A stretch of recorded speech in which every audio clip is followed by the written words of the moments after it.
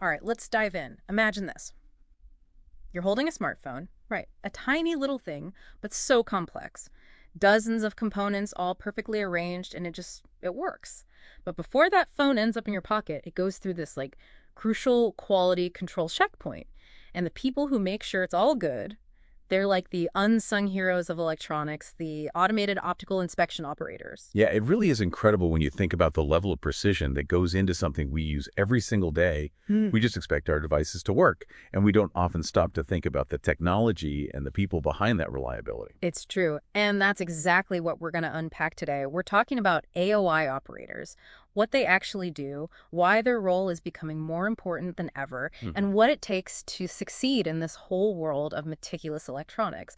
So if you've ever wondered what goes on behind the scenes in electronics manufacturing, or maybe you're thinking about a career that's, both technical and in demand, you're in the right spot. And it is a growing field. We've been Hmm. seeing this huge trend towards automation in the industry, especially when you're talking about inspecting PCBs, PCBs. printed circuit boards. Those intricate boards are like the brain of your phone, the heart of all these devices. Ah, okay, got it. And instead of relying on manual inspection with the naked eye, these highly trained operators are using some seriously impressive tech to catch even the tiniest flaws. Way more reliable than just eyeballing it, I'd imagine. Exactly. And way faster. Automated optical inspection, AOI, it's becoming so sophisticated. The systems can detect defects with a level of precision and speed that honestly just blows human capability out of the water. And that has a massive impact, not just on the quality of the electronics, but also the cost of manufacturing. Makes sense. So let's talk about what an AOI operator actually does all day. I mean, it's got to be more than just pushing buttons, right?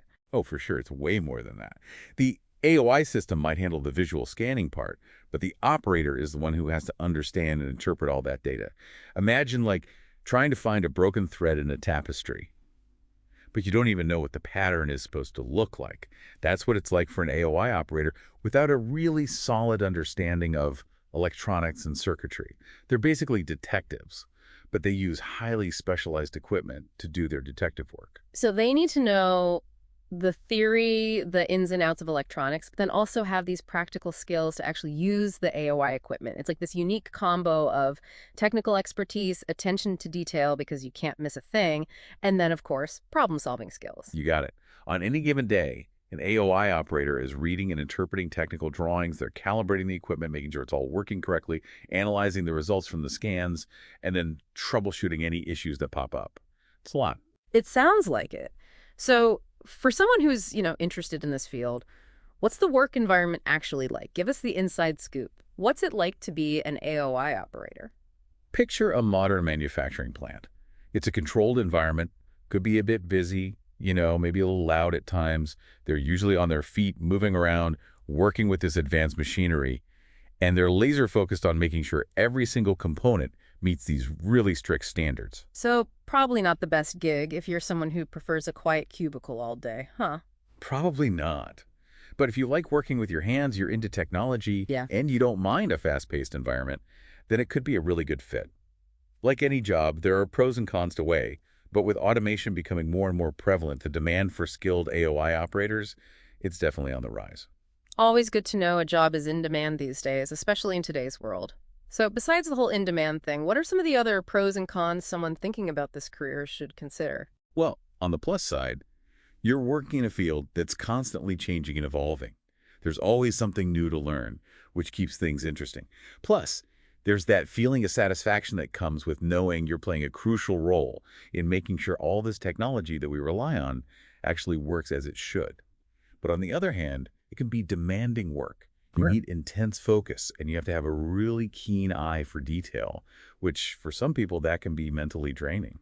It sounds like it takes a certain kind of person to thrive in that kind of role, someone who's detail-oriented, comfortable with technology, and able to work independently, but then also as part of a team. Exactly. You need the right blend of skills and temperament, that's for sure. So we've talked about this unique combination of skills and temperament that you need, but let's break it down a bit more. What are the essential skills someone needs to really succeed as an AOI operator? It really is a specific skill set, you're right. It's this blend of, like you said, technical know-how, and then those really human skills that are hard to teach. Okay, so let's start with the technical stuff. What kind of hard skills are we talking about here? Well, first and foremost, you've got to have a strong foundation in electronics. Think about those, like complex circuit diagrams. An AOI operator needs to be fluent in that world, needs to understand how each component interacts with the others. So it's not enough to just know what a capacitor is or a resistor. You need to understand how it all works together on that circuit board. Exactly. You need that deeper level of understanding to be able to look at something and say, hold on, that connection seems off, or that component isn't functioning the way it should. They're spotting those inconsistencies, those potential problems that most people wouldn't even notice. And then, on top of that, there's the whole mastering the AOI equipment part. These systems are incredibly sophisticated. Operators need to know how to calibrate them, input data correctly, analyze the results that come out. That's where those technical chops really come into play. Wow, so it's one thing to like ace your electronics class, but then another thing entirely to take that knowledge and apply it in such a like practical and hands-on way. Absolutely. But remember, we talked about those human skills, too. Those are every bit as important, especially in this line of work. Yeah, you said it. So besides that, like obvious need for attention to detail, what other soft skills are we talking about? Communication is a huge one. Yeah. AOI operators aren't just working in isolation. They're constantly collaborating with other people, engineers, technicians, other team members. Being able to clearly and effectively communicate their findings, that's essential. And then there's that whole problem-solving aspect. When something goes wrong, maybe there's an issue with the equipment itself or they spot a flaw in a PCB, an AOI operator needs to be able to think critically, troubleshoot on the fly. It's like being a detective, but instead of a magnifying glass, you've got this high-tech AOI system at your fingertips. Okay, so we've got a good handle on the skills, but what about the career path itself? Let's say someone's starting out as an AOI operator. Where can they go from there? That's what's so cool about this field. There's a lot of room to move up. As you gain experience, as you really hone your skills, you can move into a senior operator role, which comes with more responsibility. You might even end up leading a team of operators. So you could go from inspecting those tiny little circuits to like overseeing the whole process, even mentoring new recruits. Exactly. And it doesn't stop there. You might find yourself specializing even further, moving into a quality control management role, process improvement, maybe even something in technical sales. There are tons of different paths you can take. I love these deep dives because we uncover all these different possibilities that I feel like most people don't even know exist. Okay, but let's back up for a sec. How does someone even break into this field in the first place? A strong foundation is key, which is why you usually need at least a high school diploma to get started.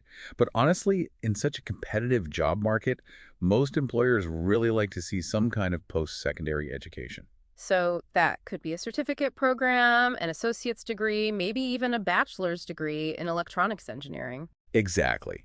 It shows that you're serious, that you've got that deeper understanding of the It concept. really gives you a leg up. And then there's certifications. Those are super valuable. They show employers that you've got the specific skills and the knowledge they're looking for. It's like that official stamp of approval, like, yep, this person knows their stuff. What are some certifications people should look into if they're thinking about this career? Two of the big ones in the industry are IPC A610 and IPC 7711 7BEVN21. They cover super important stuff. PCB inspection standards, soldering techniques, all essential knowledge for an AOI operator. Those are good ones to keep in mind. But what about actual, hands-on experience? That feels like it's always the trickiest part, just getting your foot in the door, especially in a field as specialized as this. Totally. And that's where internships or entry-level positions at electronics manufacturing companies can be absolute gold. It's your chance to work with the technology, learn from people who've been doing it for years, and make those all-important connections. You're bridging that gap between like what you learned in a textbook and how things actually work in the real world. Exactly. And, it makes me think about something we talked about before. Those online career resources, Mm-hmm.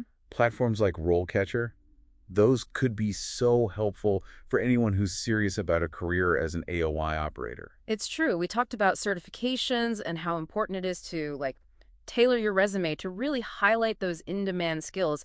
That's where a platform like RoleCatcher can be a game changer. Right. They could help you find relevant job openings, make sure your resume and cover letter are top-notch, and even practice those interview skills, which, let's be real, can be a little nerve-wracking. It's like having a career coach in your back pocket guiding you through the whole process. Yeah, it makes you think, right, about how we even find jobs these days. I mean, everything's online now. It's true.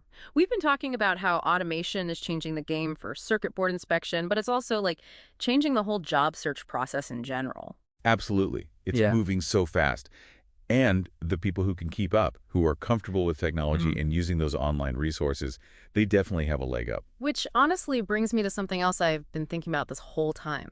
We talk about automation and AI a lot, and yeah, it's exciting, but there's this like other side of it, right? This kind of unease about what it means for the future of work. Are we all going to be replaced by robots? Right. It's the question everyone's asking these days.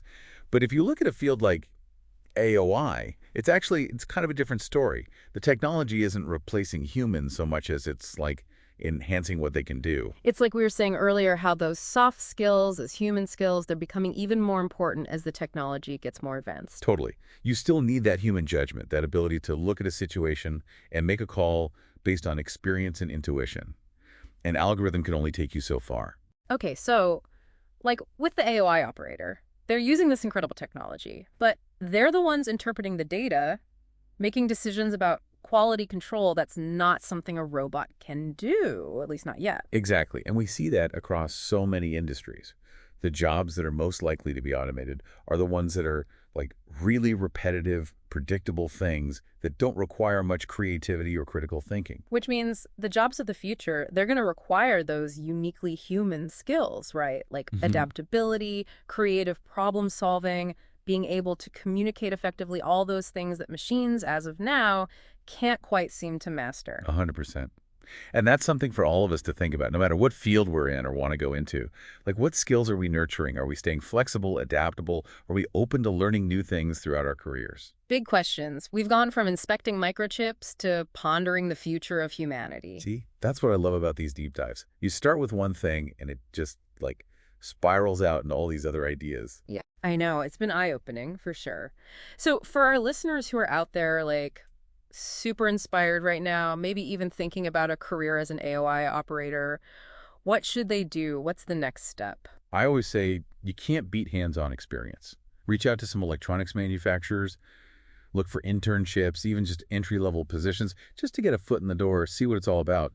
And don't forget about those online resources we were talking about. Those can be super valuable for making connections and, keeping up with industry trends. It's about taking that first step, right? And then seeing where it leads. Well, that about wraps up another deep dive. We hope you enjoyed learning about the world of automated optical inspection operators. It's a fascinating field. It really is. Until next time, everybody, stay curious out there.